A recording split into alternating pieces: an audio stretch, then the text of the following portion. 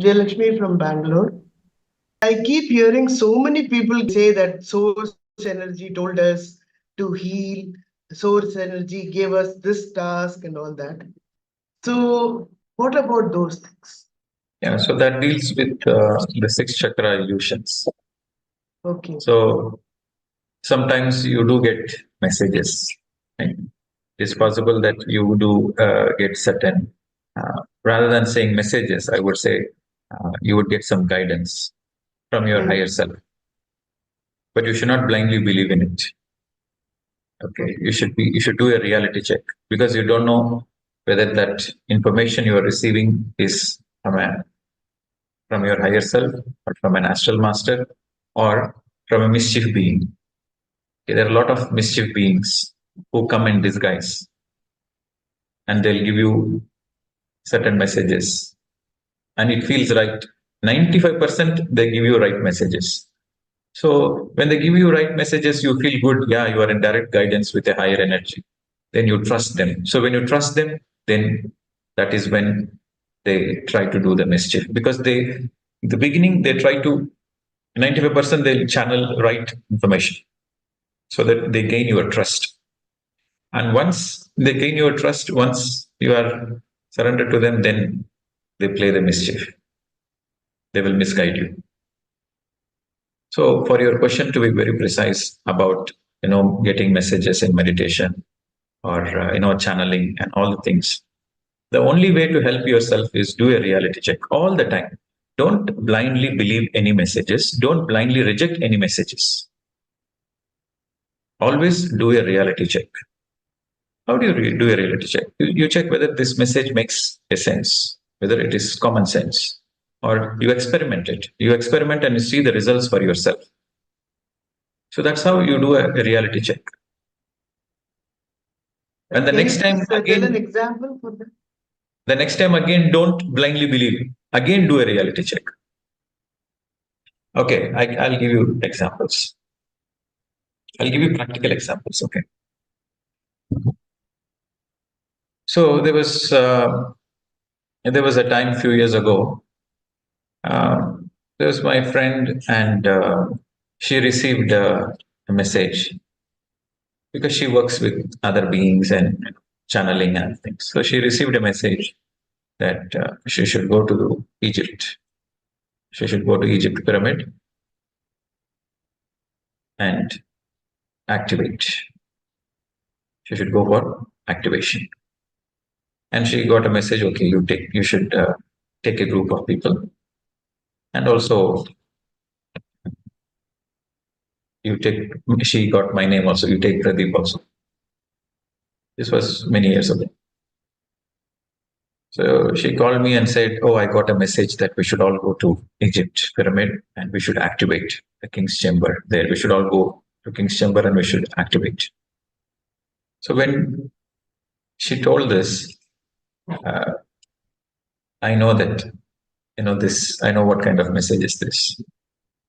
But still, I already made a plan to go to Egypt at some point of time. So I told her I cannot come at the time what you're saying because I have chosen to go on a particular time. Anyway, I'm going with a group of people for meditation. They said, okay, no, I got a message that I should go with you only. And because we both have to do some activation there. Okay, I'm coming on this date. Fine, you can join me. So on that particular day, we went to the Giza pyramid and then the King's Chamber. As soon as we entered the King's Chamber with a group of people, there were about 30, 40 people with me. Our intention to go to the Giza pyramid was to just go and meditate there. So then she said, no, we should focus on the activation. I said, you wait till the meditation is over and let them all go down and then you do what you want to do. So after the 1 hour of meditation, when everybody left, then she was very curious. Now it is activation time. We need to somehow save the planet Earth. Now, whatever the activation we are going to do in this King's Chamber, it is going to go to the other dimensions and the whole Earth consciousness is going to shift. We are going to do a sacred thing. This is our life mission. So she was so excited. So I said, okay, I don't want to disappoint her. I said, okay, whatever you want to do, you do. Then she did some channeling and some light language and some activation. And she was not in her space and she was in a very trance space. And I was the one physically holding her to make sure she doesn't collapse. And then it went on for 20 minutes. And then she rested, she sat. She was not in a position to stand also. Then she sat. So after half an hour, we came down. So after we came down, she was so much joy, so much in excitement that the mission accomplished. We did a great spiritual thing. We have activated the grids of the planet Earth. So then I told her, see, who are we to activate the pyramids? I asked her, what is the message you got? And she said, yeah, I can feel it in my body. I'm in a new self. I can feel that I'm a vibrant self. Then I asked, what is the message you got? She said, the message I got is go to the pyramid, go to the Giza pyramid and meditate intensely for activation. So she received the message to go to the Giza pyramid and sit in the king's chamber and meditate intensely for her own activation. But she thought she's got the message to activate the pyramids. You see the illusion part? So this is how not all of us can understand with such clarity. It is really a trap. It is really a trap. That's why you have to do a reality check. A reality check, a simple common sense question. Who am I to activate a pyramid? Who am I to save the planet Earth? I am here for myself. Just this common sense question is enough. You're out of the illusion. So that's why the reality check is more important.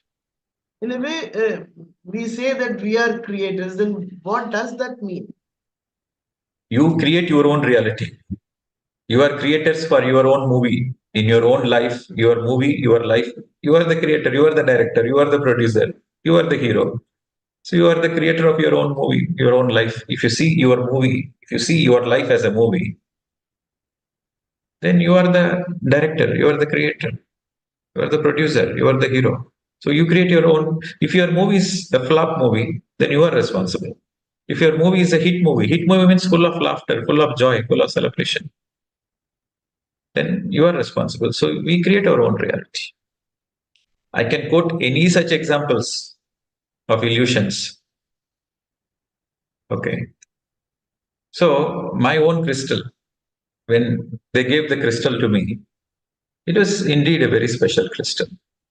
And they said it's the most powerful crystal on the planet Earth. And it is also connected to the other dimensions. When they gave the crystal to me, I was like, I never used crystal for my enlightenment. I only meditated. So why they have gifted this crystal? Of course, it has energy. I can feel the energy. I know that it is special.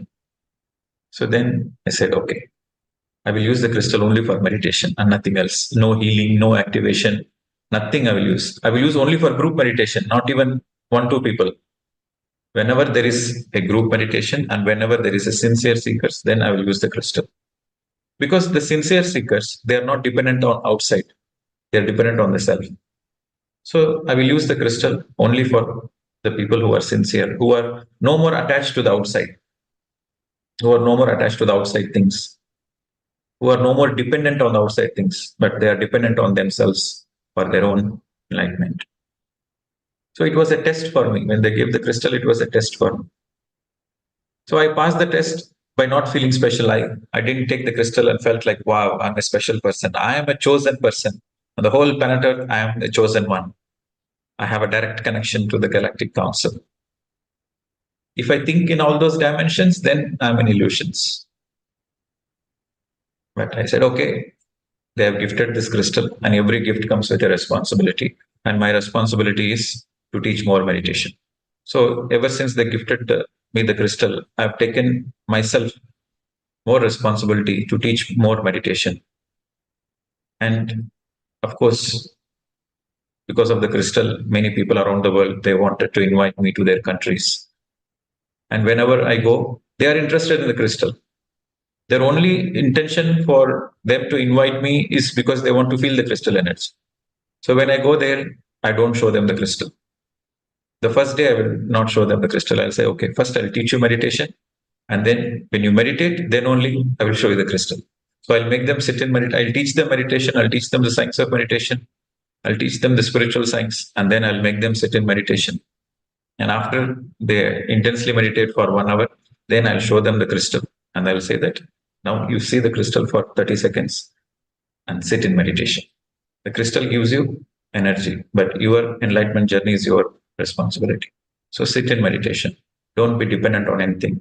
It is a crystal is the tool, like pyramid is a tool to get more energy.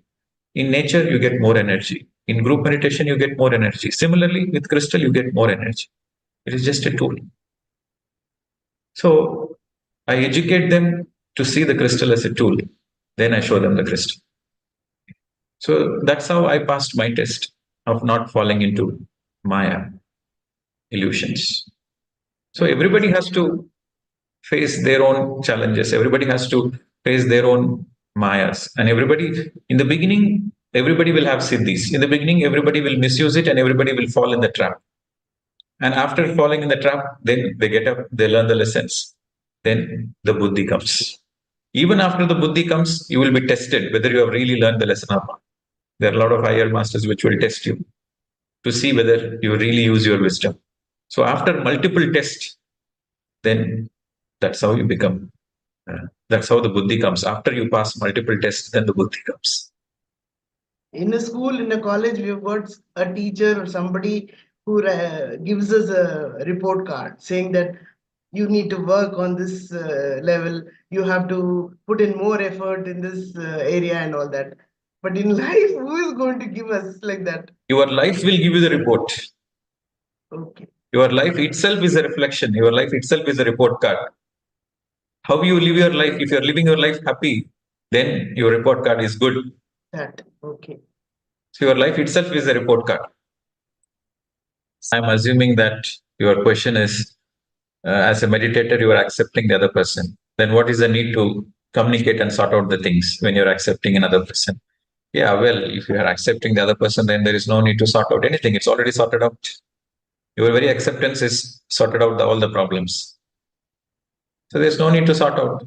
But if you feel that there should be something to be shared, not for the other person to understand, so that you feel relieved, you feel lightweight, you want to share your point of view so that you feel good, then you can share, not for the sake of the other person.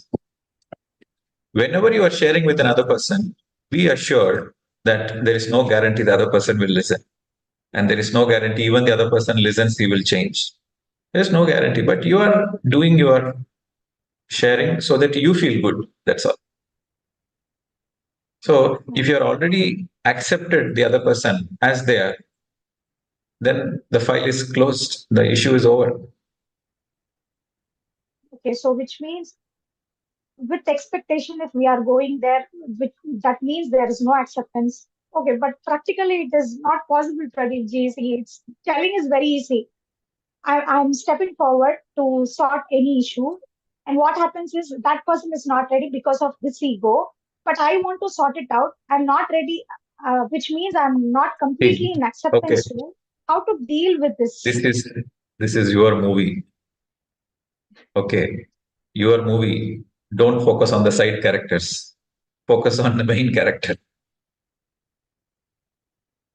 Your life, your movie, you are the main character. The focus is on you. When you change from within, the magic is everything around you changes. Instead of you focusing on your change, you're trying to explain things to the other person, you're trying to focus the things on the other person. You are just focused, you are sidetracking. You're focusing on the side characters. Focus on your own self. Focus on your own evolution. Focus on your own understanding. That's enough. That will liberate you. So when we completely accept, there is no need for sorting. So which means when I'm stepping forward to sort, then I have not accepted the person in complete, right? That When is you the are understanding. stepping out to sort out the things, that means you are focused on the side characters. When you're completely accepted everybody as they are, then you are focusing on yourself, main character. So that's my one question, sir. One is the, like, I attended only very few classes about the chakras, but I want to understand why they activate actually for a person. Why? Why they get activated automatically for a normal person who's not even interested in activation or anything. Why do they get activated automatically? See, now we are not speaking about chakra activation here. We are speaking about, no, we never speak chakras as an activation. No, we speak, we discuss chakras as a certain qualities which can be reflected upon so that we become a better version of ourselves. And each chakra is associated with a certain quality, certain energy, like fear, guilt, shame. Okay. So we are focused on transforming that energy. Transforming that energy, how you transform that energy is you transform the qualities. When you transform the qualities, then the energy gets transformed. Mhm. Okay. So we are not working on the energy per se. We are working on the qualities. Okay. We are That working on the means quality of, we are working on fear. We are working on guilt. We are working on shame. We are working on non-acceptance of the self. So we are working on these qualities. When you work on these qualities, then the distorted energy or the negative energy is transformed into your strength, your own strength, okay. soul strength. Okay. Okay. So that means whenever we worked on these chakras, that means it is automatically activating, right? That we have come through of this guilt and we have come through of this fear. Don't use the word activation. Okay. Okay. Activation is not the right word. Balancing. Okay. Balancing it. Okay. Yes. So when we balance these chakras, so what is the outcome? Then we will become the Now enlightened person. you tell me when there is no more fear in your life, then what is the outcome? It's full of joy, I know. The outcome is you are full of trust in your Yes. life. Yes. When there is no guilt in your life, what is the outcome? The outcome is you are happy, innocent, joyful. Yes. So that is the outcome. So our focus is to transform. Understood, sir. Okay. Understood. Indra. Yes. Yes, Pradeep. I'm going back to the question which the previous speaker asked you before Madhavi. Say I'm a meditator, and I should, if I'm a meditator and if I'm doing it right, I should come to a point where I should be able to love others without any judgment, any expectation. If I were to do that, then why should I have any problem with the other people? Whether it's the family, my friends, or my mates, or my relationship, or whatever. That's exactly what is the question, and the answer is focus on yourself. When you can accept everybody as they are, when you can love everybody as they are, then there's nothing to do with the other person. You got the point. Is it the same question you're asking? Yes. So that means if I'm able to meditate to the point that I can really go inside, going to get into myself, then I should be able to have no problems with any other people. Am I right? Yeah, naturally, the more you meditate, naturally the transformation happens. Okay. The more you meditate, then naturally the transformation happens. But see, that's why I'm saying the pull and the push. So you can meditate, right? And you will have a lot of, the more you meditate, the more you have energy, the more you have awareness. Right. So with that awareness, you can consciously work on it. You can consciously work on certain aspects of yourself, which is pulling you down, which is making your life miserable. So you can work on yourself and liberate yourself. So your question is, if you meditate, if you keep on meditating, naturally everything will transform. Why should we focus on so many issues? Is that your question? Yes, that's right. Okay. I think you answered my question. Thank you. Yeah. So if you keep on meditating, if you keep on meditating, for it to transform on its own takes a lot of time. But along with that, you actively, push. The push supports the pull by reading more books, by Sajjana Sangatyam, by Guru Sangatyam, and understanding the spiritual science subjects more actively, proactively. Then you quickly come out of all those distorted energies. It is speeding up process. Yes, only with meditation also everything will transform, but it takes a long time. But along with that, you are focused intensely on the spiritual. See, what we are doing is nothing but Sajjana Sangatyam. So we are discussing the spiritual subjects. Swadhyayam Sajjana Sangatyam. So with this, you are speeding up the progress. You are not sidetracked. You are no more sidetracked. You are on the mission. You are steady. You are slow and you are steady. Slow and steady wins the race.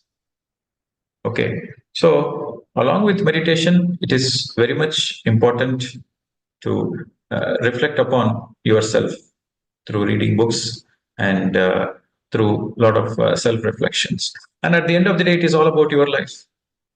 You are not going to search and seek something which is not there and get the headache of processing it. Whatever is currently in your life, whatever the challenges you are facing currently, you face it. Whatever the fears you have, you face it. Whatever the emotions which is troubling you, you face it and deal with it. So in that way, you are speeding up your enlightenment journey. Namaste, Master. I am Sita Lakshmi. Sir, I am speaking from Tiruvaru, and I will also like to perform some music session in one of your programs. I am very happy to do that in one of your programs. Yes, today we had such a beautiful cultural program. We had dance, Bharatanatyam, and we had vocal singing, 2 sessions. There is a lady from Oman. She came all the way from Oman and performed the violin. She played violin for the meditation, and she also sang vocal songs. And there were 3 dancers, Bharatanatyam dancers, who came all the way from Mangalore, Kerala border, Mangalore. So they came all the way to the ashram and they performed. The Buddha Purnima celebrations were going on. I finished the today's session and I came for the online session. So tomorrow we are concluding. So you being in Tamil Nadu, you should come and play your music, vocal or instrumental, whatever way you can contribute. So every Paurnami will have this. 5 days is the Paurnami retreat. So out of the 5 days, 3 to 4 days will be intense silence. And the last day will be cultural programs where we integrate arts, music, dance. It's a celebration. Okay, so please come and join. Sure. Thank you. Yes. Thank you, sir. So, going to the question, the first question is related to, in one of the chakras, I got to understand that while expressing the things, for example, you take your journey as an observation, not like responding. There is some difference between responding and reacting. So just don't respond the things actually, and just understand that, and whenever required, just react according to it. That's what I understand. No, your understanding is wrong. You should not react. You should not react. Sorry. You should always respond. Respond. Not to react or not to respond is also a choice you have. If somebody is gossiping at you, towards you, or about you, you have a choice not to respond also. Not to respond is also a wise choice.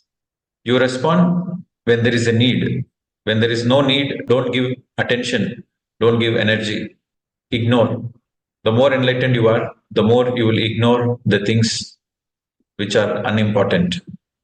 Not to respond is also a wise choice. That is what you need to understand. And you are no way responsible for others' conclusions. You are no way responsible for others' opinions, others' conclusions. Don't respond and be happy. If you don't respond, then you don't waste energy. Use that energy wisely for some other creative acts. Okay. So not to respond is also a very good choice. You got the answer? Yes. Thank you, sir.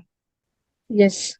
Namaste, Pradeep sir, and namaste all the other masters as well. Myself, Poonam Urankar from Pune, Maharashtra, India. So my question is related to second chakra, Swadhisthana.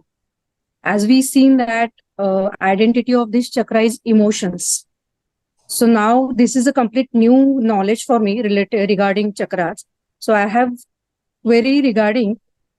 So you have explained the point related to emotional feelings, like if any desires or emotions are suppressed in the childhood, it becomes blockages or creates imbalance in second chakra.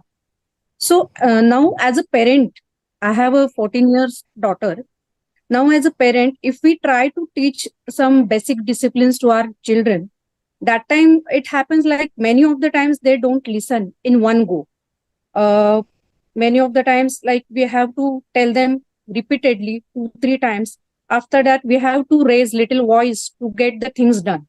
So in that case, if the child is doing some things forcefully, my intention as a parent is to get teach discipline, but child is doing against his wish. So in that case, that emotion is getting suppressed, or how it will, how it will work. Or as a parent, can you guide how to handle this if I going forward, if I try to avoid that thing, not to raise the voice, or not going against the feeling of the child. So the discipline part will get missed. That is my question, sir. So if you can guide on that. Okay. See, as parents, your intentions are always good towards your own child, but how you communicate matters. Suppose if you really, when we're asking about the emotions part of the child. So as long as you understand that the child's emotions are very spontaneous, right? And sometimes the child feels like, for example, ice cream. Okay, the child wants to eat ice cream. And as a parent, you know that, okay, it is a rainy day, and if the child eats ice cream, then the child might catch flu or cold. So how do you communicate to the child? Now, if you say that, okay, I understand, you have an option. You can say that, I understand you feel like eating an ice cream. Okay, trust me, I will buy you an ice cream tomorrow, but today is not the right time to eat. But definitely tomorrow I'll buy for you. There's absolutely no denying in that. So today is not the right time to eat. So when you speak that reasoning and then discipline, then the child has a reason why the parents are disciplining. But sometimes the parents don't give the reason. They straight away go into the discipline because the parents are frustrated. And sometimes the child is frozen because they don't know what mistake they have done.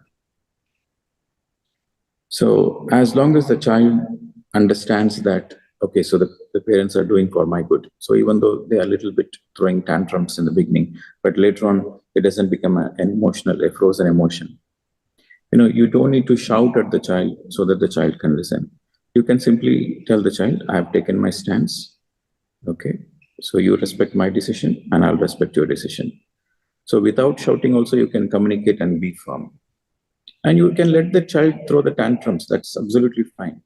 The child wants to cry, let it cry. The child wants to throw tantrums, let it throw tantrums. So you are giving this free space. So for a certain while, the child will cry. And after that, it will understand, okay, so better I listen to my parents, or else nothing is going in my way. So I better listen to the parents. And then after crying for some time, the child might come, okay, fine then. So tomorrow I'll get an ice cream, right? So then the child will come down, tone down its own tantrums.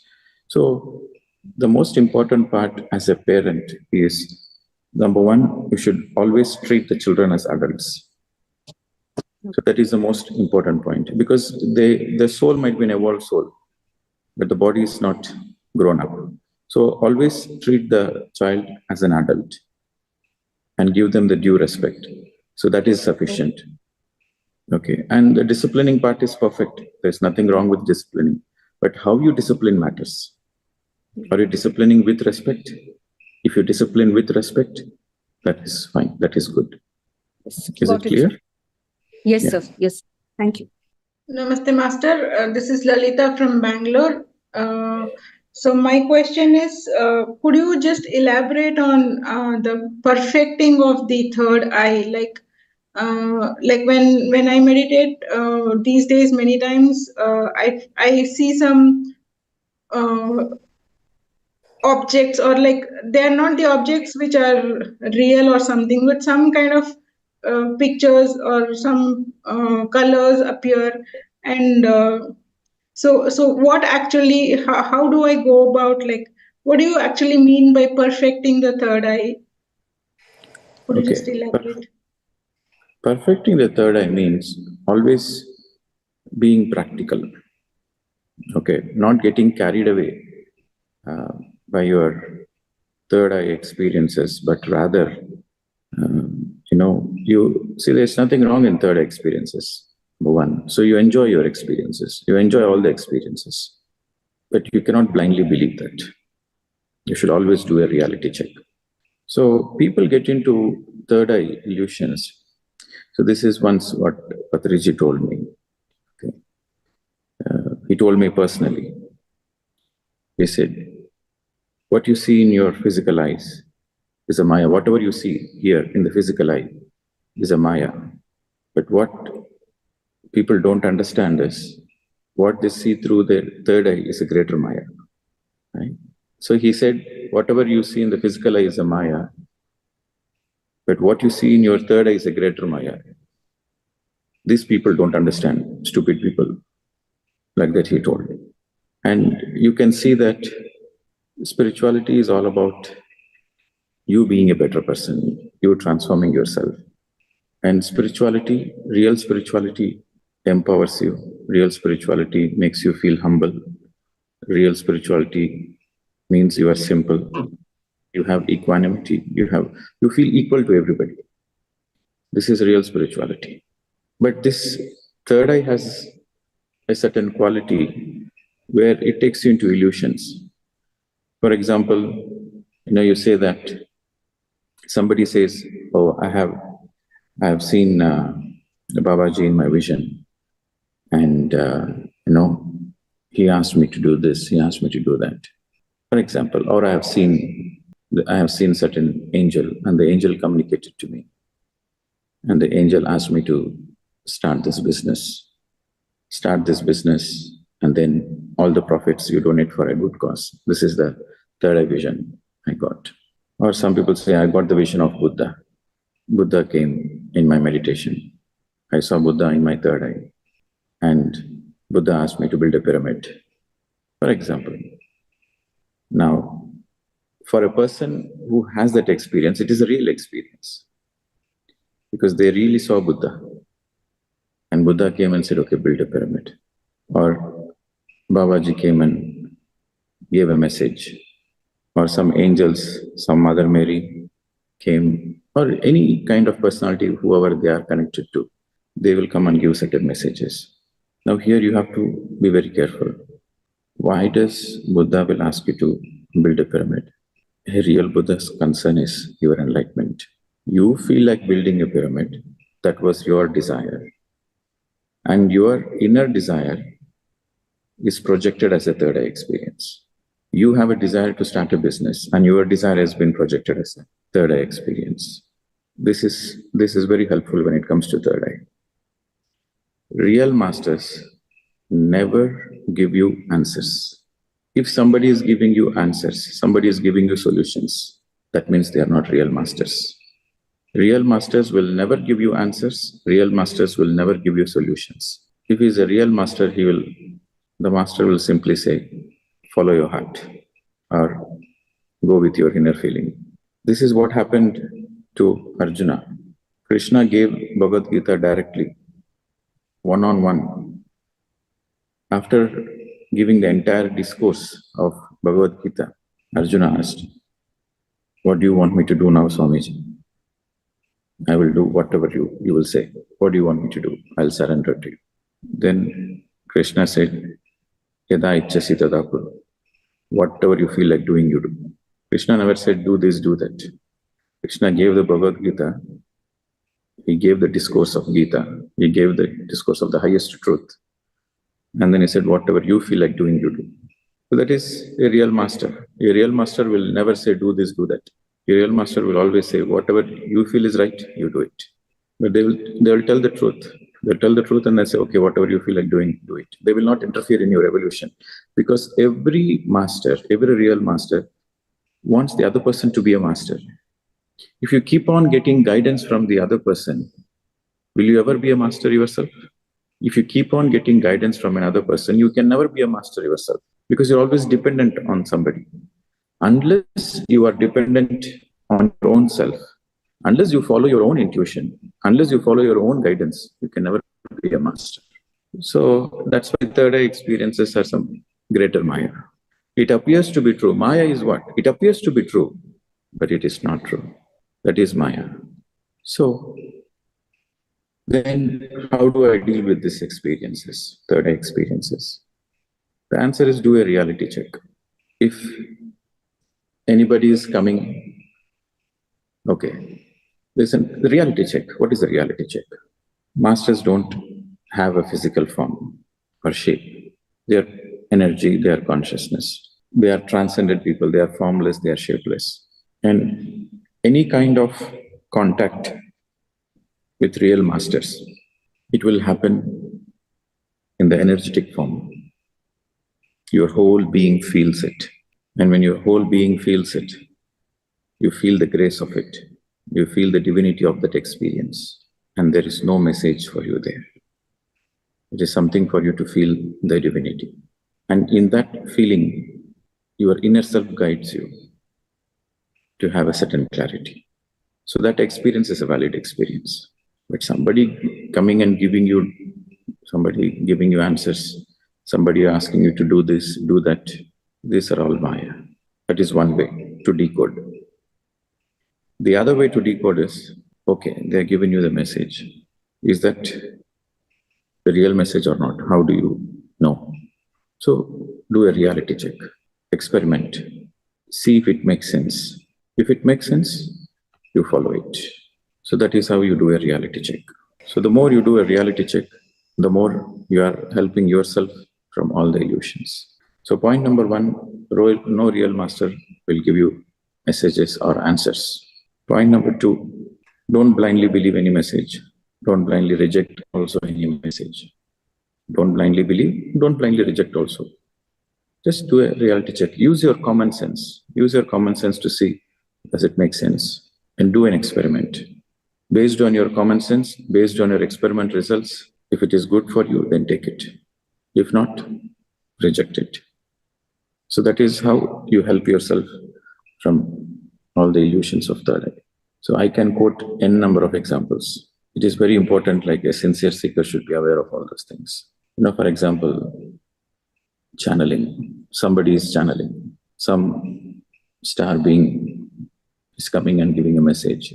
Or some astral masters are channeling, speaking light language. If they have to give any message, they can come and speak to you in the understandable language. In fancy subject like light language, angelic language, decoding, DNA activation. Some people, they believe in that their astral masters will come and activate your DNA. Why would anybody will activate your DNA? Why would anybody will come and awaken your Kundalini? If you do meditation, your DNA naturally gets reprogrammed. When you do meditation, your Kundalini energy is also your energies in the chakra, your chakra energies, naturally gets activated. So that which happens naturally is perfect. Nature is always perfect. This is again one more important point you have to understand. The more you want to come out of the illusions, so this point is very important. That which happens naturally is perfect. You are meditating without any expectations. You are surrendering to your breath and you are sincere in your sadhana. And certain energy movement happens within the body. But you never asked for it. You never expected it. It happened on its own. So that is a perfect natural activation of Kundalini. From the bottom of the spine, you feel a certain energy rising up. So that is perfect. But you forcing the energy to be activated, or you believing somebody else will come and activate, then you will start hallucinating. Because you have a certain expectation, so you will start hallucinating that as if something is happening to you. So always nature is perfect. Kundalini activation and this chakra activation, this DNA activations, all those things happens naturally in meditation. You don't need any higher masters to come and do it. And higher masters will never come and do it in the first place. Then you might ask the question, then who is that coming in my experience? Who is that coming and giving me all the messages? Most likely somebody is coming and giving you some messages, some guidance, some answers. Most likely they are a mischief entity coming as a disguise. They wear a mask. They wear a mask as a Buddha, as Babaji, as Jesus. They wear a mask and they come and misguide you. They come and misguide you because you are looking for shortcuts. Whoever is looking for shortcuts, they attract all the mischief entities and they come as disguise. So if you are not looking for a shortcut, then you are helping yourself from all the illusions. Okay, got it. Next. Sir, I think there was one question on the chat. I would like to read that. So, will asking sorry at a soul level and energetic level to the other person change our relationships better, and can it be transformed? So, can a separated relationship be reconciled that way? Okay, will asking sorry at a soul level and energetic soul level and energetic level to another person change our relationships better and transform them. I heard about it. Ho'oponopono. Will it work at the soul level? Can a separated relationship be reconciled? Okay. So you are asking sorry or forgiveness. Asking sorry means you are asking for forgiveness, basically. So you are asking for forgiveness at a soul level. Helps you to let go of the burden you are holding onto your own self, because you are having a certain guilt, have done a mistake. So you asking for forgiveness helps you to lessen the burden. And again, there should be no expectations. Will the separated relationship be reconciled? See, for the relationship to be reconciled, it involves two parties. So you have asked for forgiveness. They are interested. It helps to lessen your baggage. But whether the relationship will be reconciled or not, only time will answer. So asking for sorry and forgiveness definitely helps you to move forward. But whether it will reconcile the relationship or not, only time will answer, because it involves two people. So next, Vijay Lakshmi ji. Namaste, Pradeep ji. I want to ask you about the heart chakra. When we function through the heart chakra, people say you're an emotional fool, you're weak, you're not fit for living in the world. So what do you have to say about it? Who will say that? Who will say that? Those who don't understand the importance, or those who are very calculative, they will say. So should we give value? So should we give value to those opinions? No need. Let me continue by adding a few more points. See, there is something called heart-mind alignment. So which means you are using your heart space not from the weakness space, from the space of the strength. Your heart space is the space of your strength. That is the space you are getting strong guidance, intuition, inner voice. You feel you are doing right or wrong based on what you feel in your heart space. Your life is guided based on your feelings in the heart space. So that is the space of your strength. So being in the heart space doesn't mean you are an emotional person. Being in the heart space means you are a strong person. You are very strong and firm at your principles. Being in the heart space means you are like rock solid when it comes to the principles. But when it comes to opinions, you flow like a river. If somebody is from the heart space, they are in their strength. At the same time, they are sensitive. So sensitivity is a product of your strength. It is not the product of your weakness. Because you are so strong in your principles, that is your strength, and sensitivity arises out of your strength. Being in the heart space also means you take responsibility for your life. Being in the heart space also means you are a very practical person, because the heart is the center. The lower are the physical, the higher are the spiritual. So this is the center, 3 chakras below and 3 chakras upper. So the more you are in the golden middle path, the more you are a practical person.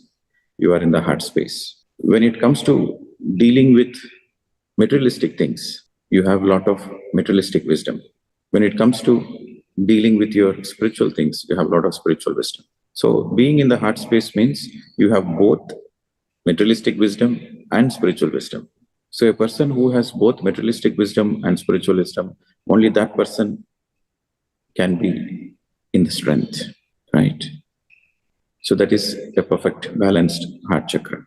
You are dealing with a businessman. You are dealing about financial transactions and profits. Then you should use the materialistic wisdom. You should use the ethics of the business. You should have a strong ethics of business. You know how to deal with money. You don't reject money, because money is an important tool on the planet Earth. It is through the money you can create whatever you want. Your creativity is expressed when you have money. When you have money, you can use the money for beautiful creations. Like we built this ashram. Now I'm sitting in the Agatya pyramid. So you need money to build this pyramid. You need money to feed food for the people. So money is an important tool. And money becomes a beautiful energy in the hands of a person who is in the heart space, because he knows how to use the money. So being in the heart space means you have all the materialistic wisdom of how to deal with the people. Now, just because you have the money doesn't mean you can build this ashram. You need to deal with so many people. You need to deal with local politicians. You need to deal with government officials. You need to deal with many departments. And also you need to deal with the workers. You need to deal with right from the construction workers, from the very layman to the technician to the accountant. You need to deal with many, many people. Of course, this is, dealing with materialistic world. So you need to have that capacity to use the materialistic wisdom, the common sense, and how to deal with it. At the same time, you have highest principles.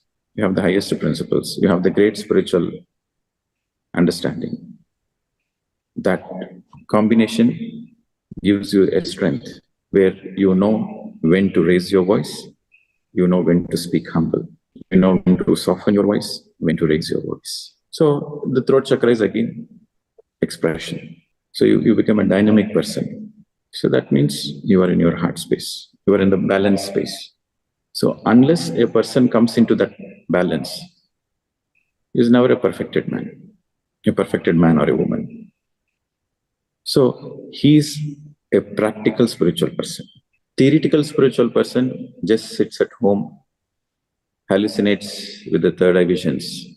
A practical spiritual person, he gets on the field and he becomes one among many, and he starts working, and he is not lazing around in the name of spirituality. He is on the field. He makes his hands mud. He is working with the mud, the stones. He knows how to work with the stones and mud and cement. At the same time, he knows how to hold crystals, how to hold delicate hearts. So he is the master of both the worlds. A person who is master of both the worlds is a person who is living in the heart space. So to be in the heart space is to be in the strength. Okay. I'm so very thankful. It is so very fulfilling to hear your answers, because all that you were saying, I have lived it for so far. And getting a report card from you makes me immensely happy. That's really wonderful. So, can you please tell me how to know that our karma is over? Or if you have no more suffering in your life, your karma is over. And what is the difference between an avatar and ascended masters? These are all fancy names. A master is a master, that's all. Okay. If he's an avatar, that means many lifetimes ago he did the hard work to become a master. Okay. You should see a master as a master. Whether he's an avatar or an avadut, who cares? We are interested in the wisdom of the master. Whether he is an avatar or an avadut, we don't care. So we see the master as a master, that's all. We take inspiration from the master. It doesn't mean an avatar is a great master, an avadut is a less master. It's not like that. Master is a master, that's all. Truth is simple, it's the mind which complicates. So the more simple we are, the more we are helping ourselves. Yeah, Namaste Master. I'm Ankita from Bangalore, Karnataka. My question is regarding, firstly regarding Muladhara Chakra. What I realized is, means throughout these years, all these years, I am fully stuck in this fear. Like in each and everything, I'll always have fear. In my childhood in certain area, after that in adulthood in certain area, after getting job in certain area, after marriage, I in relationship area. Like that, I continuously am in fear. After that, like recently, I realized I am having the anxiety issues and lot of health issues started due to that anxiety issue. So I realized that I'm simply carrying this fear everywhere, and I slowly got into spirituality and realized that I need to leave this fear and face my fears. I'm trying to face my fears and let go of certain things and whatever required to calm down my mind. I'm trying to do those things.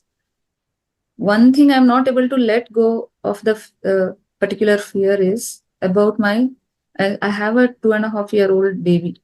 I'm not able to let go of the fear related to baby. Like example, safety of the baby, or like how people treat my baby when I'm not there. So I'm not able to leave this fear, and I feel to certain extent that is required also, maybe until certain age.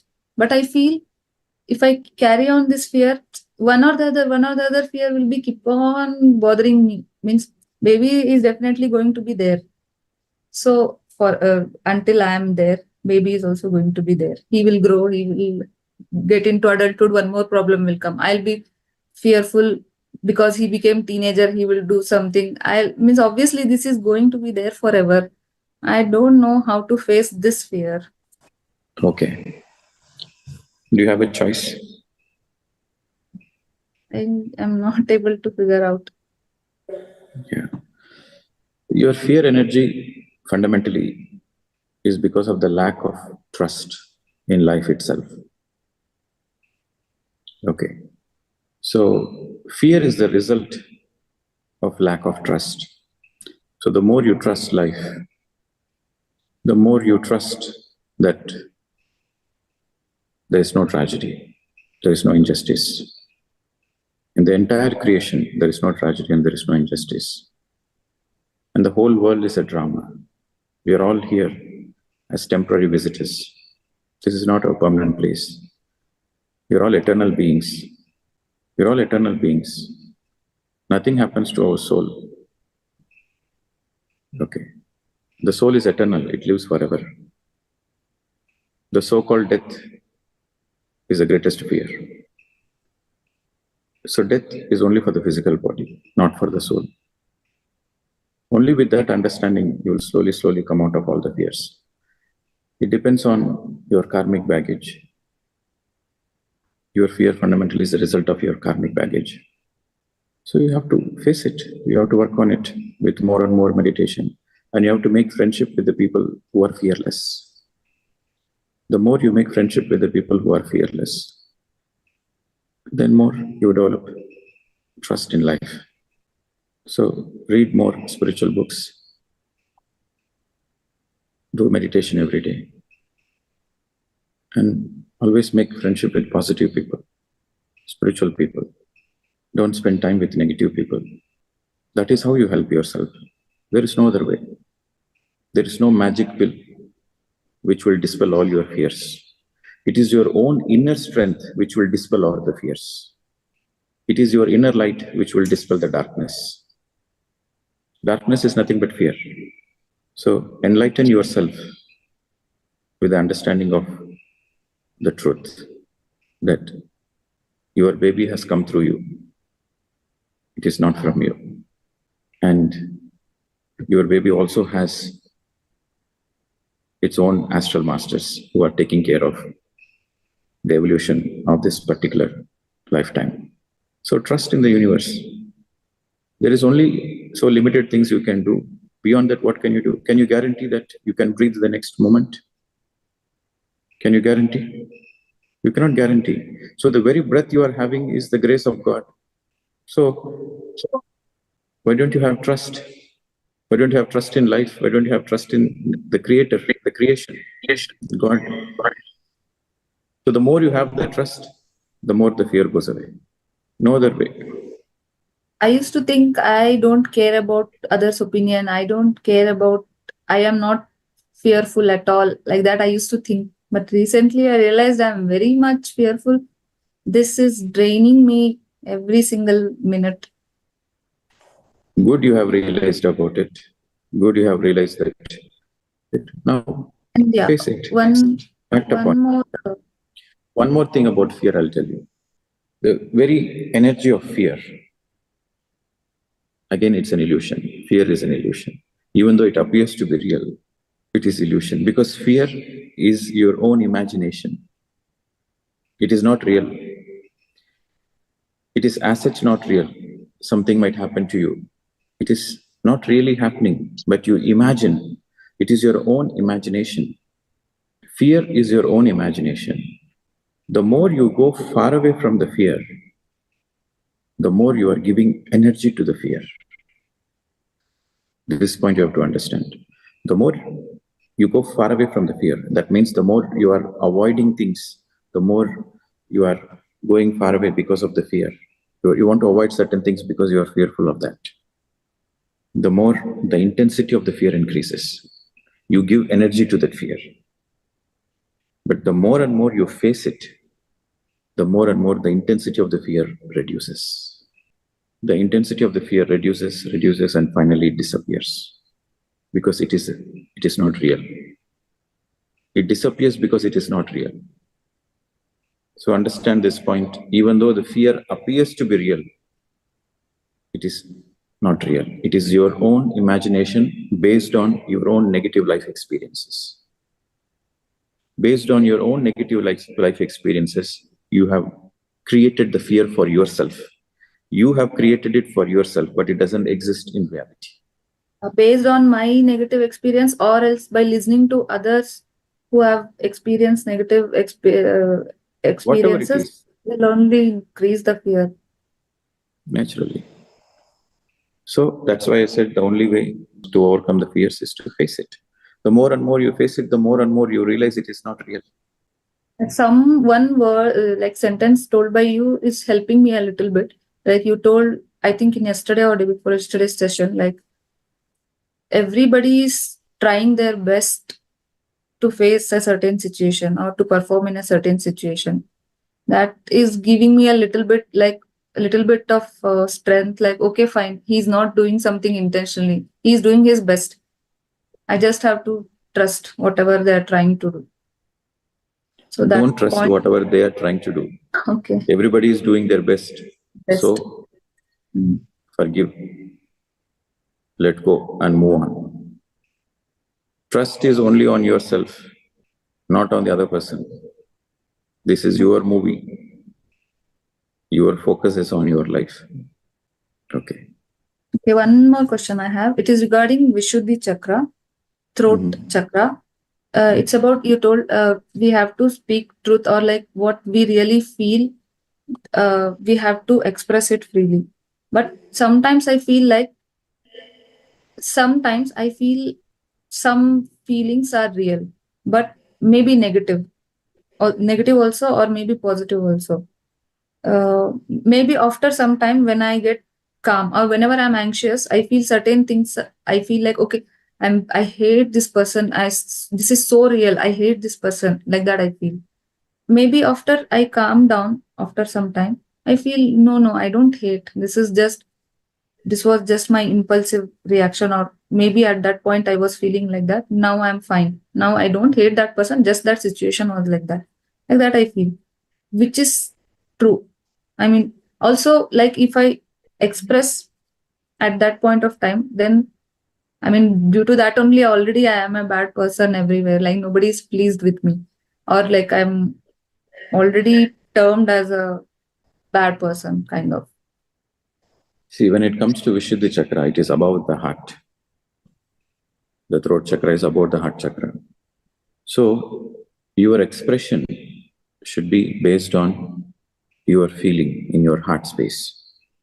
Anxiety, fear, this is not from the heart space. Strength, trust, love, oneness, this is from the heart space.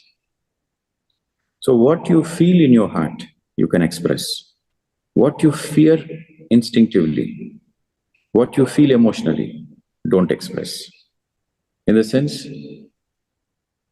you can express in a way like you are feeling, you can feel, okay, you are feeling anger. Instead of expressing the anger, you can express that I'm feeling anger. You got it? You have anger to a certain person. So you don't need to express the anger, but you can say that I'm feeling angry. So take the responsibility that you say, I'm feeling angry. Or you can say, I'm feeling upset. I'm not feeling good. I'm not feeling good in my heart space. I cannot take any decisions now because I'm not feeling good in my heart space. I need some time. That is a valid expression. You see, there is a difference. You are dealing with a certain situation. Suppose you are dealing with a person, A, and you are not feeling good about that person instinctively. So you don't need to trust that person. Or even if you are forced to say something about that person, you can say, I'm not feeling good in my heart. I'll take my time and then I'll respond about it. So whenever you are not clear about something, you just say that I'm not clear in this moment. So I'll take some time. That is also fine. That means you're authentic in that time, right? So don't react impulsively. Responding, your reaction comes from your instincts. Your responding comes from your heart space. You acknowledging your feelings and you expressing that I'm feeling a certain way is perfect. But you don't need to throw that anger at somebody. You don't need to throw that doubt energy on somebody. But take responsibility. I'm feeling doubtful. I'm feeling fear. I'm feeling anger. I'm feeling disappointed. So take responsibility for your feeling and communicate that. Namaste, sir, Pradeep ji. I'm from Dallas, sir. So one question I have is like how Maruti ma'am said, and you mentioned that we are all work in progress, and I work like sometimes on each chakra we have to work simultaneously, and the lower chakras affect the higher. So I have also realized when you explain ego, and I was thinking, I've seen how ego makes people either being too dominant or lack of the confidence, introvert or that. And I see the personality in me and my husband, and we attract opposites. So I feel my expression needs more work, and I'm more on the softer side, and I need to work on that. Whereas he is very vocal and very confident. And I can see that, and I can see why we might have attracted. And I also believe in soul plan, so I must have planned that so that he's there to guide me. And the same thing in Vishuddhi or other things. I feel I have to express truth, and I am working on that. But as I'm working and I see the opposite there, how do I know I have to accept and be empathetic and everybody's right. But while I'm in work in progress, how should I go about not judging and not getting affected? Or it's just more challenging? Can you give me some guidance on that? With a simple understanding that everybody is work in progress. Every single person is work in progress, whether consciously or unconsciously. When you come into the path of meditation, then you speeden up the process. You hasten the process. But the other person who is not yet in meditation, they're also still work in progress, but the speed is lesser. But it's okay with the simple understanding that everybody is work in progress. And then comes the compassion. When somebody is hurting you, you feel hurt. Somebody hurts you, you feel hurt. In the beginning, you feel like the other person should be a little softer on me. why the other person has to react in such a way. Then when you come into the spiritual path, you understand that I'm taking personally others' opinion. When somebody is harsh, when somebody is shouting, they are expressing their life reality. It has nothing to do with me. So the mantra is not to take things personally. What people do is the expression of their own life, is the expression of their own reality, is the expression of their own movie, life movie. It has nothing to do with you. It has something to do with them. If somebody is praising you, just before the Maruti ji has spoken beautiful words. So it has nothing to do with me. It has something to do with her beauty. She has a beautiful heart to express. Okay. So I don't take it personally. When somebody praises me, I don't take it personally. I see it is their beautiful expression. When somebody criticizes me, I don't take it personally, because I know that it is their own life's expression. So when you don't take things personally, then you become immune to others' opinions. Then you help yourself with the needless suffering. You avoid the needless suffering. So the mantra is, don't take things personally. Even when somebody is praising you, don't take it personally. It is their opinion. Feel good about their opinion, but don't take it personally. When somebody is criticizing you and somebody is saying bad things about you, then you still the same formula. Don't take it personally. They are throwing their own tantrums. They are throwing their own life's tantrums. Okay, so that is how you delicately carry your life forward on the planet Earth. So that is a great advice. So how not to come across as if I'm ignoring or being very non-involvement. You are not ignoring. You are looking deep into the other person's eyes. You are not ignoring. You're looking deep into other person's eyes, knowing that whatever he's speaking is his reality. Nothing to do with you. If somebody opens their mouth and say ugly things, those ugliness belongs to their life, nothing to do with you. When somebody opens the mouth and say beautiful words, the beauty is their reflection, nothing to do with you. That's how you become immune. Jungle Ji. Namaste, Master. Namaste. I just want to express my gratitude for the excellent 7 sessions on 7 chakras. And this has helped me to going deeper. And it also helped me to reflect on the following things. Where am I in my path? Especially the positive energy, negative energy, and what are my own blocks? What are my egos? Which are my confusions? Why this? How to overcome the negative energy? How to balance myself to move on, Master? This has really helped me to identify those areas. Yes, this is my area which I have to work with. Thank you so much for this 7 chakra session. Really, this time I find that the understanding has enhanced to such an extent that we need to seriously work if we are really serious about enlightenment path. This is what Master I want to express. I have one basic question to raise it.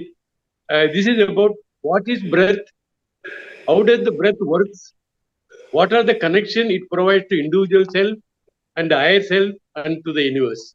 This is something very, very, it looks like basic, but I think I have lack of understanding and depth, Master. This would be very helpful if you could throw some light on. Thank you so much. As long as you have breath, you have something to learn on the planet Earth. As long as you have breath, you have a name. The moment the breath leaves you, nobody calls you with a name. People call us corpse.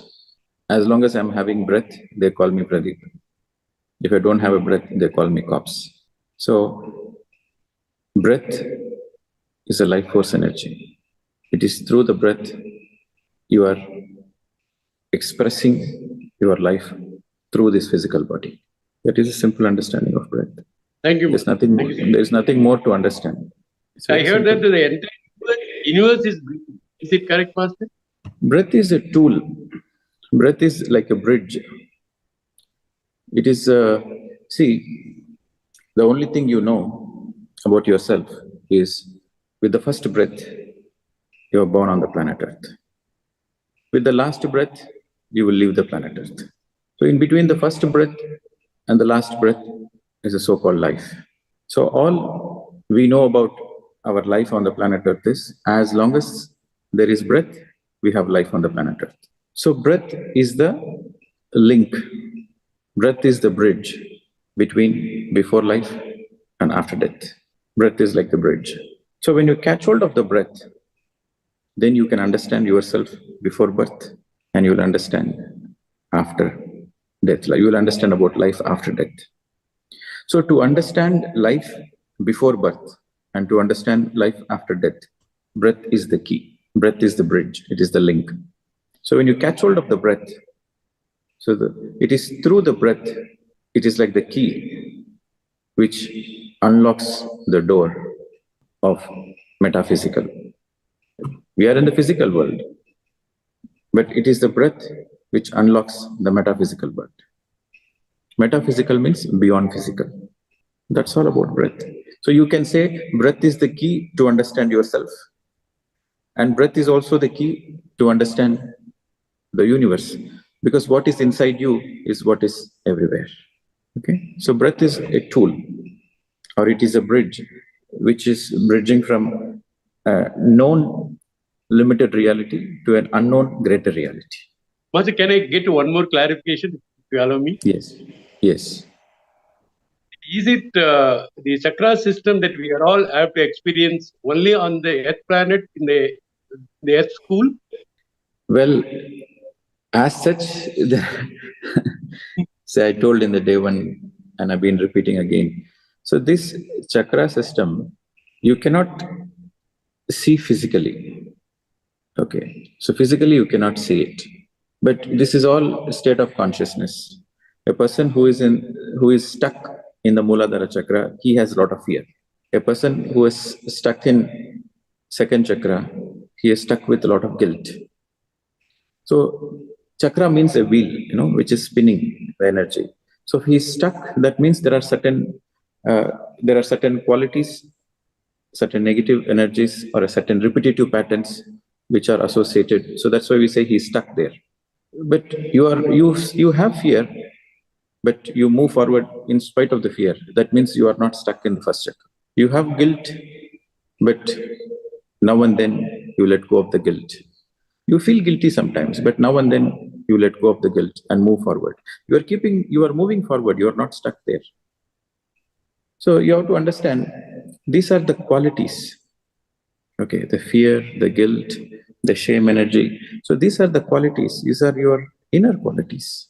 And Earth is a school which gives a beautiful opportunity to reflect upon these qualities.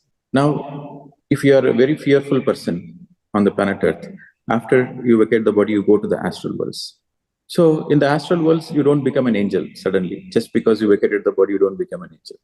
So whatever is your state of mind before vacating the body, it will be exactly the same state of mind even after vacating the body also. So in the astral worlds also, you will have the same gunas.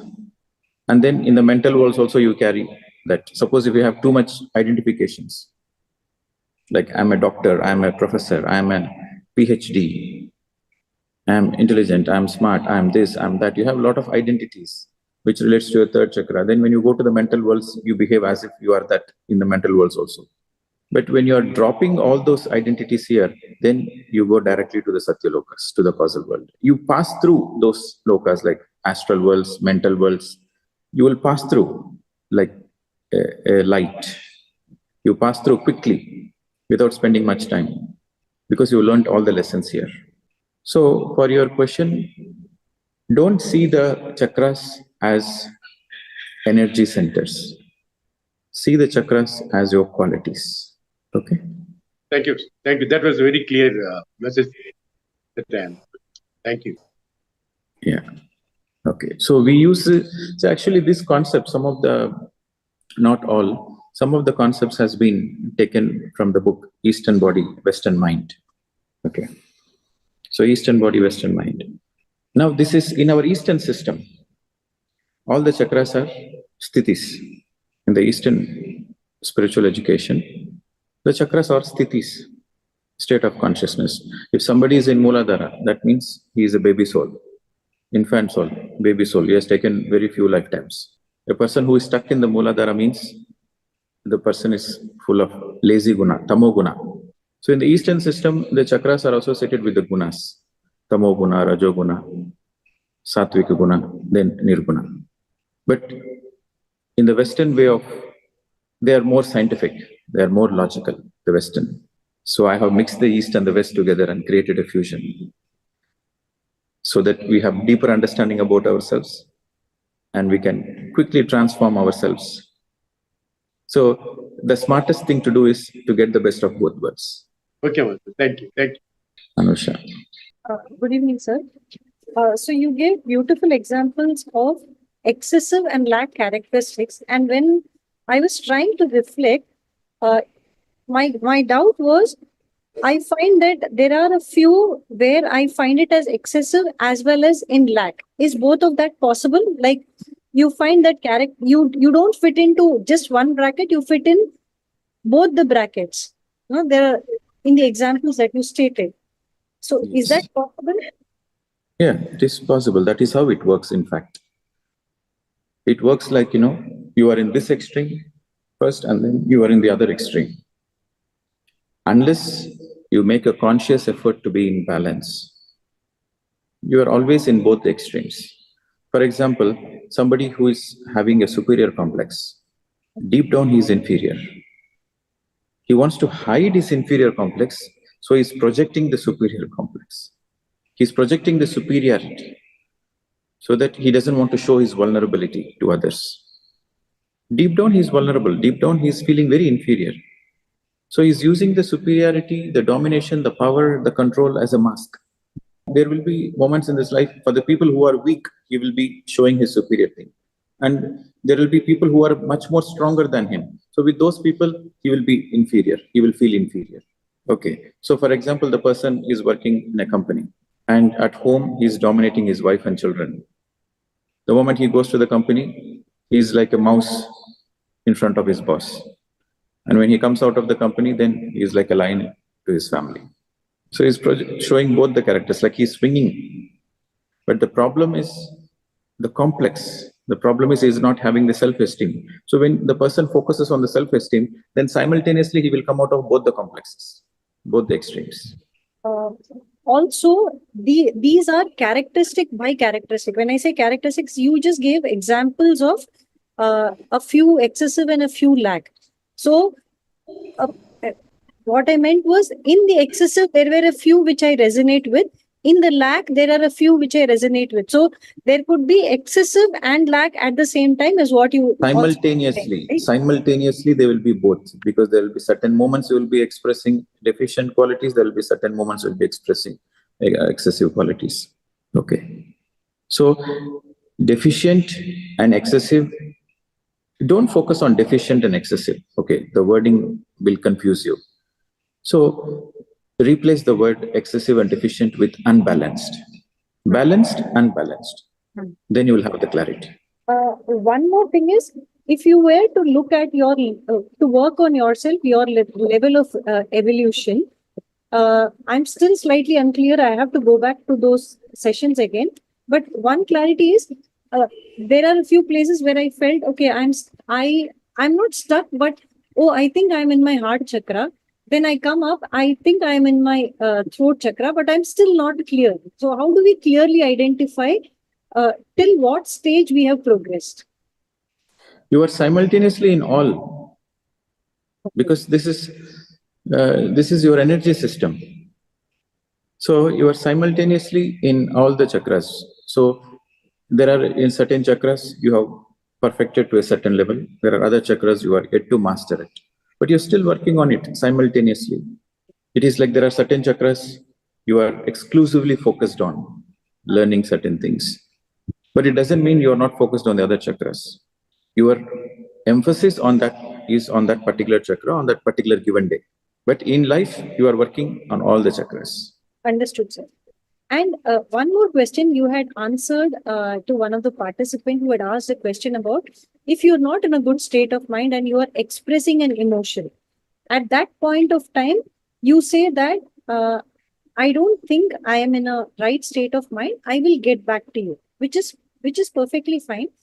But it also means, suppose you're disagreeing, it also means that, are you postponing the decision to a future state? Because at the end of the day, you still have to get back, whether you like it or not. So isn't it postponing in some ways? No, if you are very clear, that you disagree, you express that I disagree. You are very clear about your disagreement, you express that I disagree.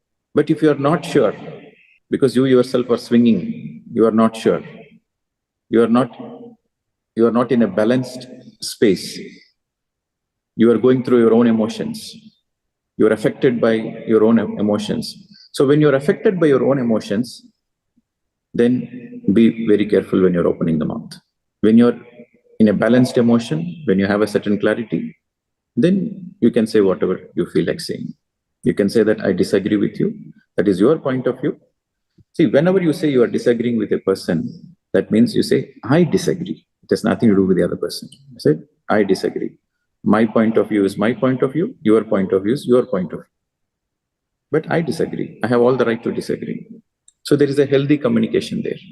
The communication is healthy. Okay. Just because you disagree with somebody, it doesn't mean you hate them.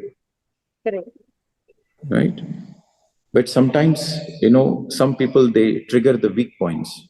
Some people, they trigger the weak points and you feel very emotional. So in that emotional space, you don't need to show all your vulnerabilities to the other person. You just say that I'm feeling sensitive, I'm feeling vulnerable, I need my own space. I'll get back to you.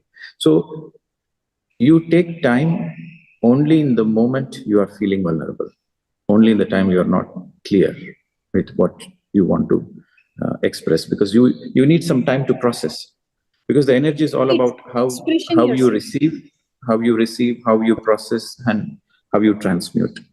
So if we do not know how to express it in the right way, we postpone it and we say that when we are in the right space, you don't postpone it. Postponement is not the right word. Sorry, I used the wrong word here. You take the time, and when you feel you can express it in the right way, you say that, I'm not in a state that I think I need some time to think, and then you express yourself the way you feel is what you're saying, right? The right terminology is, you say, okay, I need some time to process it. I need some time to process it, and I'll get back to you later and I will express. Because if sometimes you need time to process it. So you say, I need time to process it, I'll get back to you later, which is a very good thing. People who are emotionally imbalanced, they don't process it. They don't know how to process it. So that is the problem. So a balanced a person who is having balanced emotions, it takes time to process it. So how you receive, so this is how you should understand, how you receive, how you feel from the outside world, how you receive, and how you process, and how you transmute. This is all the energy organizers, An organizer means how they receive, how they process, and how they transmute. So receiving should be healthy, processing should be healthy, transmuting should be healthy. Very importantly, transmuting has to be healthy. You can receive well, you can process well. I think that's where I see a lack is, I still need to work a lot on transmuting. Many a times it is improved over time, but yeah, I get what you're saying. So yes, thank you, sir. So Basilika, I think this is the last question. Yeah. So, Pradeep ji, as always, thank you so much for the session. So, if it will help us a lot to work on ourselves.